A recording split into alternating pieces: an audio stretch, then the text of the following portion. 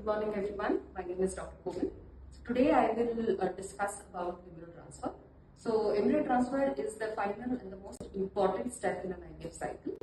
So what we do is the embryos, either fresh or vitrified or frozen embryos, are brought to the room temperature. They are observed under the microscope and the good embryos are selected for transfer. So what we normally do is advise the woman to get her bladder filled so that we can do an embryo transfer under ultrasound guidance.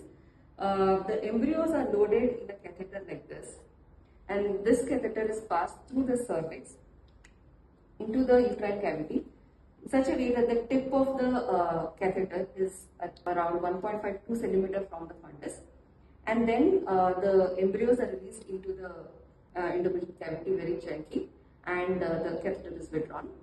So this is a very simple technique, but it has to be done very carefully without injuring the endometrial lining, and it has to be done quickly because the embryos are not to be subjected for a prolonged time to the environment. Thank you. Here you can see the uterus with the bladder, which is acting as a window to see the endometrial cavity, and we can see a very nice endometrial lining on the inside.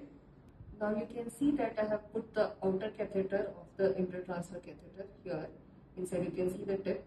This will be just at the level of the internal os. The inner catheter will be used to load the embryos, which will be done by the embryologist at the same time. Another doctor will be holding the ultrasound probe in order to see the embryo placement precisely.